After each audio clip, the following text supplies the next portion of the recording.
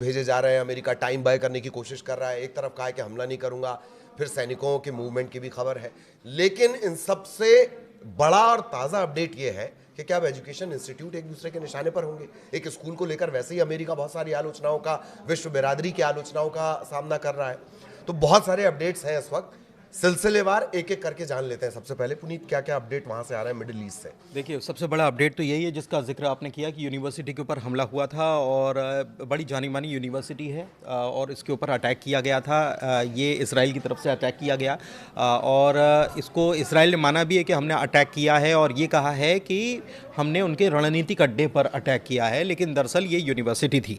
और ईरान ये कह रहा है कि यूनिवर्सिटी के ऊपर हमला जो है वो गलत बात है। जाहिर सी बात है कि वहाँ पर हमारे छात्र हैं, वहाँ पर हमारे वैज्ञानिक हैं और उनके ऊपर ये हमला है, तो ये कड़ी निंदा भी की जा रही है। और ये भी ईरान ने कह दिया है कि आपको भी निंदा करनी होगी, अमेरिका को निंदा करनी होगी। 30 तारीख का एक अल्टीमेटम दे दिया है, या कह दें कि टाइम दे दिया गया है, हाँ, कि आपको 30 तारीख तक, इसको 12 बजे तक का समय दिया है कि आपको इसके बारे में कुछ कहना होगा, क्योंकि पहले स्कूल को टारगेट किया गया और उसके बाद फिर अब यूनिवर्सिटी को टारगेट किया जा रहा है। और वरना इसका अंजाम इतना बुरा होगा कि आप सोच नहीं सकते।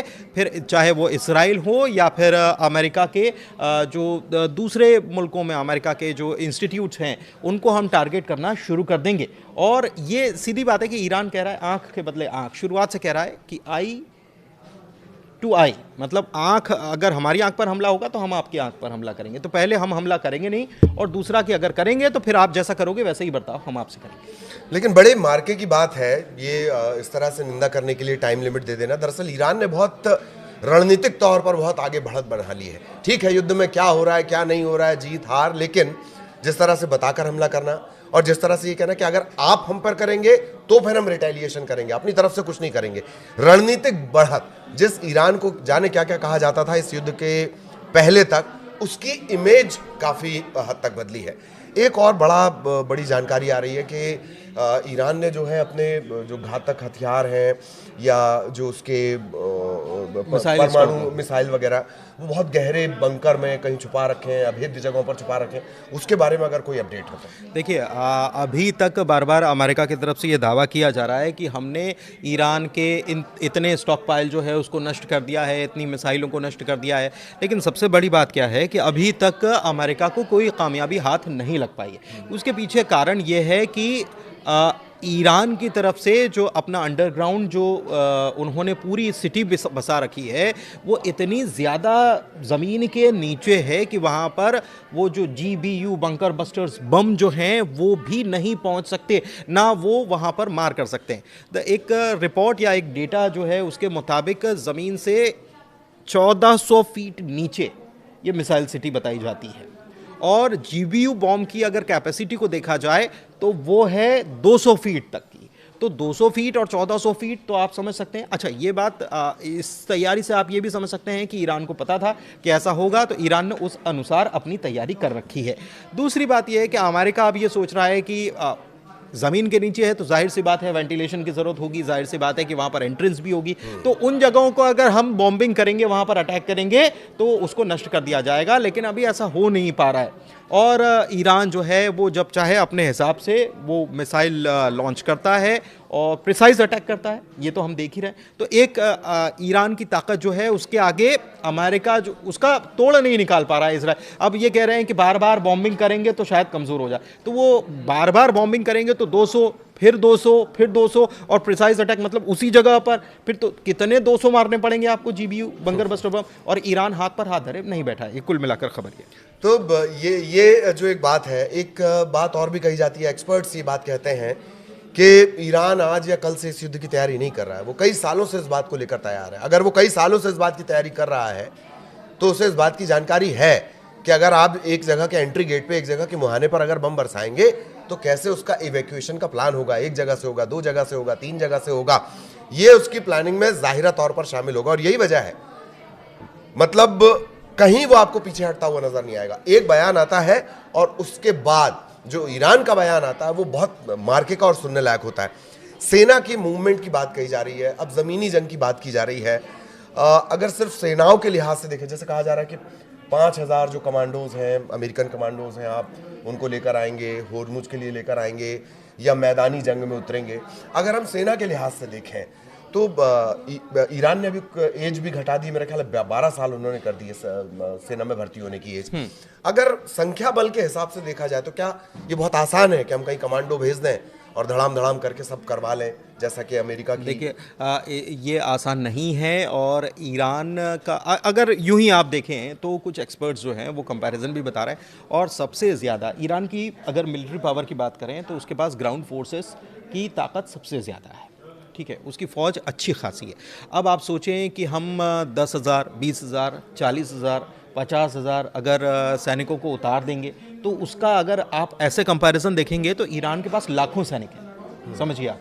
और ये एक तो ये, दूसरा कि आईआरजीसी की तैयारी, उसकी अपनी मिलिट्री, आईआरजीसी और तमाम जो दूसरे सिक्योरिटी फोर्सेस हैं उनको आप देखेंगे, पुलिसिंग देखेंगे, और साथ ही साथ और भी तैयारियां जो अभी नज़र नहीं आ रही हैं। सबसे बड़ी बात यह है कि जब ये बात कही जा रही है और बार बार ये बात कही जा रही है कि अमेरिका ग्राउंड ऑपरेशन करने की तैयारी कर रहा है, और फिर ये भी खबर आई कि अमेरिका अब और अपने ट्रूप्स उतारेगा, मतलब 10,000 और उतारेगा वहाँ की स्थिति को देखते हुए।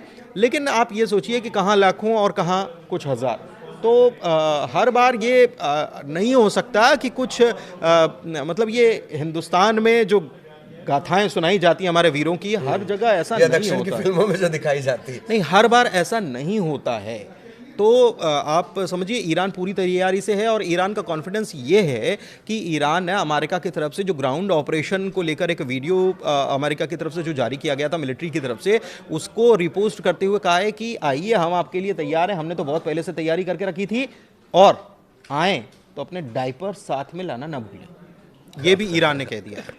तो कितनी बड़ी ये बात कह दी गई है कि अगर आए तो अपने डायपर साथ में लेकर आए। एक और बात जो उस पूरे युद्ध के दौरान सामने आई है, चाहे शाही ड्रोन की बात कर ली जाए या फिर छोटी छोटी टेक्निक कि कैसे बड़ी बड़ी मिसाइलों को चकमा देना है, कैसे बड़े बड़े युद्धपोतों को घुमा के रख देना है, कैसे एयरक्राफ्ट पर हमला करना है या फिर एयरक्राफ्ट को कंफ्यूज करना है, ये सब ईरान ने बताया है। ये भी कहा जाता है कि ईरान जो हुर्मुज स्ट्रेट वाला एरिया है, छोटे जहाज, छोटा सैन्य दस्ता, छोटे छोटे मतलब लैंडमाइन लगाने में एक्सपर्ट लोग जो जिन्हें छोटे मोटे जहाज से जाकर वो लैंडमाइन तत्काल वहां पर लगा सकते हैं, ये किस्से कहानियां हैं या ये हकीकत है? नहीं, ये हकीकत है। और ईरान की, जैसे ये सबको पता है कि इराक के साथ जो वॉर हुआ था उसके बाद और इराक के साथ जो वॉर हुआ था उसमें इराक की तरफ से अमेरिका का सपोर्ट था। तो बहुत पहले ही ईरान इस चीज़ को समझ चुका था कि हमको आने वाले वक्त में क्या ताकत अपनी और किस तरीके से ताकत बढ़ानी होगी। सबसे बड़ी बात यह है कि ईरान ने इस पूरी दुनिया को एक नए तरीके से वॉर लड़ने, देखिए अभी तक तो आप समझिए कि एयर डिफेंस सिस्टम मजबूत है, मतलब आपकी सुरक्षा अभेद्य है। आयरन डोम आपके पास है तो आपकी सुरक्षा अभेद्य है। आपके पास पैट्रियट मिसाइलें हैं तो आपकी सुरक्षा अभेद्य है। आपके पास एरो सिस्टम है तो आपकी सुरक्षा अभेद्य है। और इसराइल जो है वहाँ पर कोई भी मिसाइल नहीं गिर सकती। ये बात बार बार कही जाती थी और ये बताया जाता था कि सबसे मजबूत अगर एयर डिफेंस सिस्टम है तो वो है इसराइल का। लेकिन ईरान ने इसको गलत साबित कर दिया। ईरान ने बता दिया कि मिसाइल पावर से बहुत कुछ हो सकता है। ईरान ने ये बता दिया कि मिसाइल पावर ही नहीं, इतनी महंगी मिसाइल क्यों मारेंगे, हम ड्रोन्स मारेंगे और आपकी मिसाइलों को कर देंगे। तो एक बिल्कुल आप समझिए कि नई दुनिया है और नई दुनिया का नया तरीके का युद्ध लड़ने का तरीका है। अब इसमें हो क्या रहा है कि ये मुश्किल अब खड़ी हो रही है खाड़ी देशों के लिए ज़्यादा, इसीलिए क्योंकि ये निर्भर थे अमेरिका पर, अमेरिका के ठिकाने थे, इनको लगता था कि अमेरिका के ठिकाने हैं, कुछ होगा नहीं। लेकिन ईरान ने, बड़ी बात क्या है कि ईरान पूरे खाड़ी मुल्क, वहीं पर तो ईरान है ना, अलग तो है नहीं। ईरान ने किसी को थ्रेटनिंग नहीं दी, किसी के साथ कुछ किया नहीं। और ईरान ने जब युद्ध शुरू हुआ तब ये बताया था कि ये रीजनल वॉर में तब्दील क्यों होगा, क्योंकि आपकी ज़मीन इस्तेमाल होगी तो हम उस पर हमला करेंगे। तो वो मुस्लिम ब्रदरहुड की बातें जो भी बाकी लोग करते हों, लेकिन सबसे ज़्यादा मुस्लिम ब्रदरहुड निभाने का काम अगर किया है तो ईरान ने किया है। उसके बदले अब अगर उसको धोखा मिलेगा या पड़ोसी मुल्कों की ज़मीन का इस्तेमाल होगा तो जाहिर सी बात है कि ईरान उनके ऊपर हमला करेगा, उनका जवाब देगा। तो यही ईरान कर भी रहा है। अब मुश्किल ये हो गई है कि अमेरिका का पैट्रियट या दूसरे एयर डिफेंस सिस्टम जो हैं वो तो बड़े महंगे पड़ रहे हैं। तो उसके दम पर या उसके आधार पर कैसे अपने मुल्क की सुरक्षा की जा सकती है, वो भी तब जब कुछ लाख का ड्रोन जो है वो करोड़ों की मिसाइल को बर्बाद कर दे रहा है या उसको मारने के लिए करोड़ों की मिसाइल लग रही है। अब इसमें दिलचस्प पहलू यह है कि यूक्रेन इसमें इंटरेस्टिंग चीज देख रहा है, अपना बिजनेस देख रहा है, क्योंकि यूक्रेन में भी इसी तरीके से हो रहा है। रशिया इस्तेमाल कर रहा है, यही वाले ड्रोन है, शाही ड्रोन है, और यूक्रेन उससे जंग लड़ रहा है और उसको निपटा रहा है। तो सबसे बड़ी बात यह है कि अब यूक्रेन को एक नया बिजनेस नजर आ रहा है, और यूक्रेन खाड़ी देशों में, यूक्रेन के जो प्रेसिडेंट हैं ज़ेलेंस्की, वो खाड़ी देशों का दौरा कर रहे हैं और वहां पर वो अपना बिजनेस देख रहे हैं कि भाई हम आपको ड्रोन देते हैं, जाहिर सी बात है इनको चाहिए भी तो ये खरीदेंगे भी। लेकिन इसमें दिलचस्प पहलू यह है कि अमेरिका कहां गया। आप देखिए कि एयर डिफेंस सिस्टम जो है ललित, एयर डिफेंस सिस्टम की वजह से अमेरिका का बोलबाला था। मतलब वहां से पेट्रियट मिसाइलें ले रहे हैं, आपको करोड़ों रुपए खर्चा कर रहे हैं, लेकिन उतने रुपए में तो न जाने कितने ड्रोन ले लोगे आप समझिए इस बात को, सीधा सीधा फंडा। तो ये परिस्थिति नजर आ रही है। और उसमें जो ज़ेलेंस्की है वो अपने बिजनेस का भी अमेरिका के लिए, अमेरिका का बिजनेस का नुकसान भी तो हो रहा है। हाँ। मतलब अपना फायदा तो देख रहे हैं, लेकिन अमेरिका का बिजनेस जो है वो डाउन भी होगा। तो मतलब ये हो सकता है कि एक आध दो दिन बाद हम ये भी सुने कि ट्रम्प ज़ेलेंस्की को फिर से ओवल हाउस बुलाएं, और वो जो पिछली बार उन्होंने चौपाल लगा दी थी, तो अमेरिका कर सकता है वो। नहीं, अमेरिका ये कर सकता है कि जैसे हम आपको मतलब वो ज़ेलेंस्की को बुलाएं और बोलें कि हम आपको देखिए कितनी मदद की हमने आपको, और अपनी डील भी हुई है, तमाम चीज़ें हुई हैं, तो आप हमको वो टेक्नोलॉजी दो, हम बनाएंगे, हम बना के हम बेचेंगे, थोड़ा सा दाम ज़्यादा कर देंगे। हाँ, एक लास्ट अपडेट, हूथी को लेकर बहुत सारे वीडियो आपने देखे होंगे। पुनीत लगातार चूंकि ये सब घटनाक्रम पे नज़र रखते हैं, हूथी का बाद में आना क्या एक रणनीतिक प्लान था? और दूसरा, हूथी का जितना पावर है, जितने आपके वीडियो में आपने बताए हैं, वो क्या गेम चेंजर बनेगा? वो क्या जंग की परिस्थितियों को एकदम बदल कर रख देगा, या क्या नजर आ रहा है हूथी? देखिए, हूथीज जो हैं वो बेसिकली, हूथी का सक्रिय होना, ये तो बात सही है कि रणनीतिक है, क्योंकि इतने दिन से सक्रिय नहीं हुए थे, एकदम खामोश थे वो, ऐसा लग रहा था कि वो खुद एक सपोर्ट चाह रहे हैं यूएई कंट्रीज से। लेकिन ऐसा नहीं है। मतलब जिसकी जब ज़रूरत होती है, अगर आप पत्ते खेलते हो तो आपको मालूम है कि कौन सा पत्ता कब पटकना है। तो कुल मिलाकर यही कहानी है, एक बात। दूसरी बात ये कि हूथी अगर वहाँ सक्रिय होते हैं तो ये मुश्किल किसके लिए है? ये मुश्किल है खाड़ी देशों के लिए ख़ास तौर पर, और मुश्किल उन देशों के लिए भी है कि जिन तक तेल पहुँचता है, और कहाँ से? वो है बाब अल मंदाब करके, जो जैसे हुरमुज स्ट्रेट है, वैसे बाब अल मंदाब आइलैंड है और स्ट्रेट भी है वहाँ पर। तो वहाँ से अगर तेल गुजरेगा, उस गलियारे से गुजरेगा, तो वहाँ पर हम अटैक करेंगे। वहाँ से अटैक करेंगे तो जाहिर सी बात है कि वहाँ से कोई तेल नहीं जाएगा, दूसरा रास्ता पकड़ना पड़ेगा। दूसरा रास्ता जो है वो इतना लंबा है कि उसको और 12 घंटे, मतलब अगर ऑयल को जाना है तो 12-13 घंटे और ज़्यादा लगेंगे।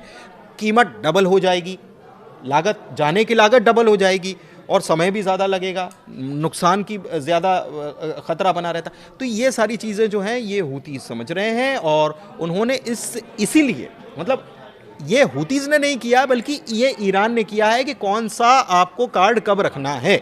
इसमें इराक के मिलिशिया वो सक्रिय ज़रूर हैं, लेकिन उतने नहीं हैं। वो हो सकता है कि आने वाले वक्त में और सक्रिय हो जाएं। हिजबुल्लाह सक्रिय हो चुका है, हिजबुल्लाह ने जवाबी हमले किए हैं, क्योंकि लेबनान में इजरायली फोर्सेस घुसी हैं, तो जवाबी हमला किया जा रहा है। उधर अभी हमास, वहाँ से कोई खबर नहीं आ रही है, लेकिन क्या हमास न्यूट्रलाइज हो गया है? ये इसलिए बड़ा सवाल है क्योंकि हो सकता है कि वहाँ से गाज़ा से भी हमास जो है अगर एक्टिव होता है या उसकी पावर नज़र आती है तो कुछ तस्वीर और बन सकती है, ये ऐसा लग रहा है। चलिए, तो ये इस वक्त तक के अपडेट थे, और ना सिर्फ अपडेट थे, इनका इफेक्ट क्या रहेगा वो भी हमने आपको समझाया। आगे भी इसी तरीके से जो जियो पॉलिटिक्स है उसे हम आपके लिए डिकोड करते रहेंगे। नमस्कार।